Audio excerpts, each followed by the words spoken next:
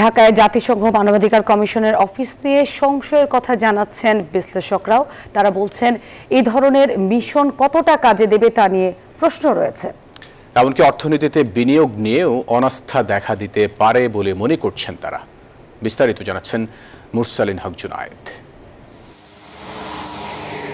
বিশ্বের ২ শতাধিক দেশের মধ্যে মাত্র ১৬টিতে আছে জাতিসংঘের মানবাধিকার বিষয়ক হাইকমিশনের কার্যালয়, বেশিরভাগই আফ্রিকা ও লাতিন অঞ্চলের দেশগুলোতে, যেখানে মানবাধিকার পরিস্থিতি নিয়ে দীর্ঘদিন ধরে উদ্বেগ রয়েছে। বাকি দেশগুলোর প্রায় সবই এশিয়া ও মধ্যপ্রাচ্যে।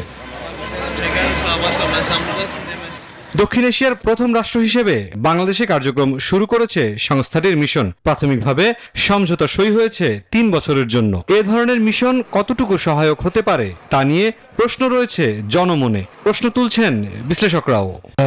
যেসব দেশে আছে, আমি যদি মেক্সিকো বলি, ইয়েমেন বলি, বুর্কিনা ফাসো বলি, এমনকি সিরিয়া,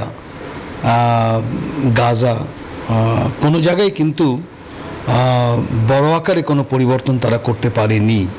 ঢাকায় মিশন স্থাপনের পেছনে শক্তিশালী রাষ্ট্রগুলোর ইন্ধনও দেখছেন বিশ্লেষকরা। এটা মনে হচ্ছে যে সরকার অনেকটা বাধ্য হয়ে অনুরোধে ঢেকে গেলার কথা বলা হয়, এটা অনুরোধে না, চাপের মুখে ঢেকে গেলা হচ্ছে আর কি।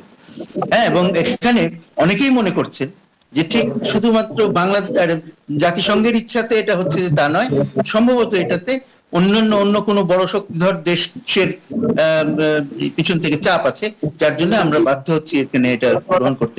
না হলে এটা গ্রহণ করা আমাদের কোনো কারণ নাই। বান্ডেল থাকলে প্রতি সেনমানিতে টাকা বাঁচবে।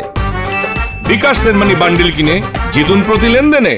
দেশের ভাবমূর্তি সংকট নিয়েও শঙ্কার কথা জানাচ্ছেন এই 2 বিশ্লেষক। আমি তো একটা কম্পিটিটিভ ওয়ার্ল্ডে বাস করছি, বিশেষ করে ইনভেস্টমেন্টের ব্যাপারে। তো ইনভেস্টাররা তো সাংঘাতিকভাবে ভয় পেয়ে যাবে। তারা ভাবে যে বাহ, এর লেভেল যদি এটাই হয়, এর লেভেল যদি ইয়েমেন, বুর্কিনা ফাসো এরকম একটা লেভেলে যায়, তাহলে আমি এর মধ্যে যাচ্ছি কেন? করতে চায় তারা আমার বাংলাদেশের ভিতরের এর ব্যাপারে যদি হস্তক্ষেপ করে, সেটা আমাদের জাতিগতভাবে আমাদের একটা ইমেজের সমস্যা তৈরি হবে, এবং এই সরকার তো ডেফিনেটলি দেউলিয়া, তো সেটা প্রমাণ করে দিচ্ছে। সংস্থাটির কার্যালয় স্থাপনের বিরোধিতা করে প্রতিক্রিয়া দেখাচ্ছে বিভিন্ন রাজনৈতিক দল ও সংগঠন। এসব প্রতিক্রিয়া আমলে নিয়ে সরকারকে পুরো বিষয়টি আরো গভীরভাবে ভেবে দেখার তাগিদ দিচ্ছেন বিশ্লেষকরা।